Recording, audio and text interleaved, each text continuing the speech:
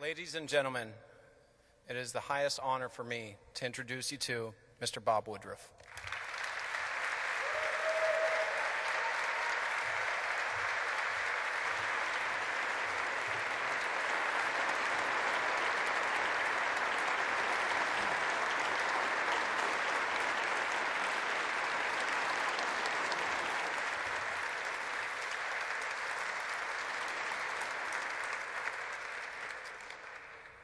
I have to, first of all, thank you so much for even allowing me here. I want to say, first of all, my brother Mike is actually sitting down here, the one you can see him taking so much video of me in the beginning.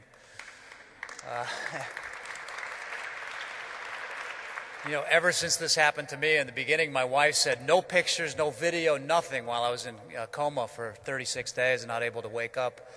And I finally woke up, and I told her, where are all the pictures, where's all the camera? And she said, nothing. I said, I'm a journalist. What happened in all of this? But then that's when Mike started shooting and kept it going. Keith Suma, who's with us, who put that piece together, he's the master of it. I can't thank him enough. I want to tell you also, Todd Bowers, that you mentioned about ducking.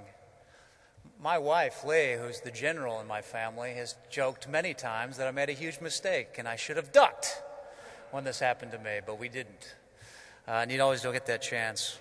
I also have to say that I'm sorry I did not wear a tie, and I didn't shave today, but now I just realized the reason why I did not shave to bring back hair after you lost your hair on your head. So I wanted to be like that.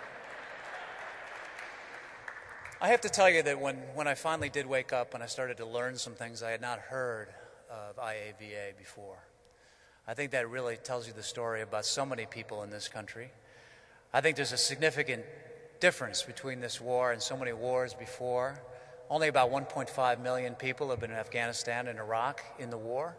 Compare that to Vietnam, about 12 million, about 16 million in World War II. I remember growing as a young child in our neighborhood in Michigan. When I was born in 1961, so right up to while the war in Vietnam began, I was a young guy, and I just couldn't think of anything other than being afraid of turning into a teenager because I was going to go to this war. And the reason why I had worries about it, because I saw so many people come back from it. In my neighborhood, we knew people all over our neighborhoods that were in this war. So we knew about it. You know, now today, and I think especially up here in the north, more than is in the south, in these neighborhoods around New York and around the north part of the country, so many people just don't know that many people that are going in and out of the war. And so I think what has happened, that we feel has happened, when we tell the story, certainly when Paul runs IAVA and tells these stories and shows up down there and in front of the Congress and Senate and tells people on television, when someone like Keith and I and so many others do stories, Bill, who tell these stories about what's happening with people, the accomplishment that they achieve over during the war, and then what happens to those that are injured and what's happening generally. I think people then are woken up to what's happening to so many of these people. So we need to teach more. We need more people to be known. We had this event last night, this fundraiser that we had. It was amazing how few people had ever seen so many veterans, especially those who had injured. When they showed up down where we had this last night, and they saw these injured for the first time, they all wanted to donate some money. It's astounding. Once people meet them and see what they need, and so what they're like, I think so many people in America want to help, and I think that's going to happen more and more as we keep moving along.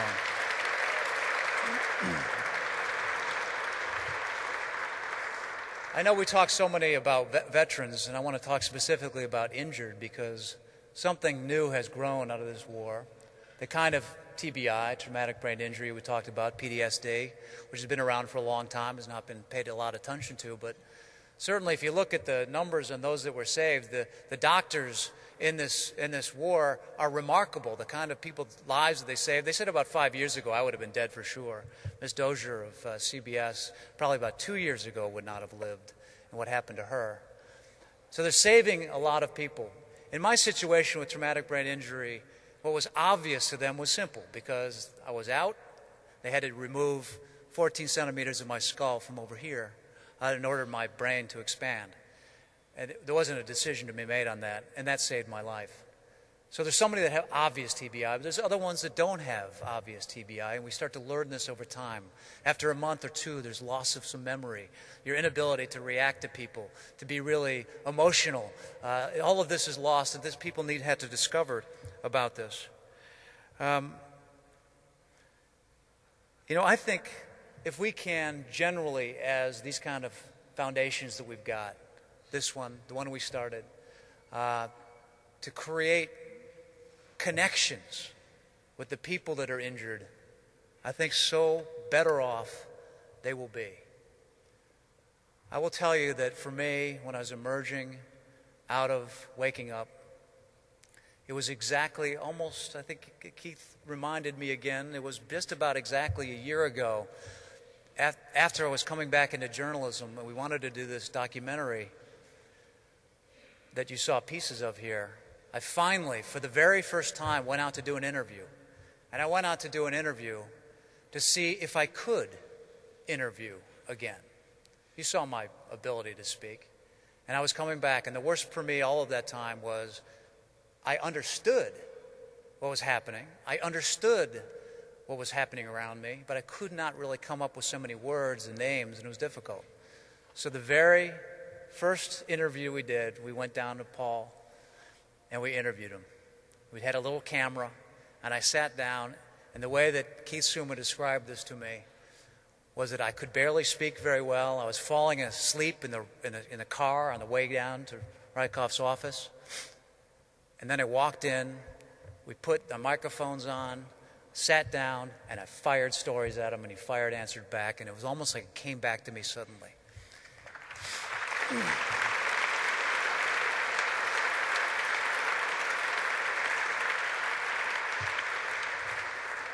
So for this group, I can't thank you enough.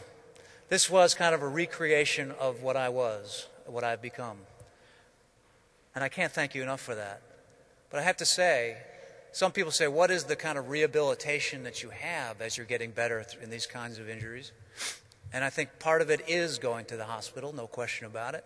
But it's also conversation we have with each other, whether to meet some more people and just talk and do some questions. Read more newspapers, read more magazines, get that ability back, brings you back to be having a normal life again. And that all began with that interview with you, Paul. And it's been continuing ever since we've come back, because the biggest one for us now is to try to help the veterans that are returning from these wars. And as long as we continue that, we'll be successful. Thank you all very, very much for this award.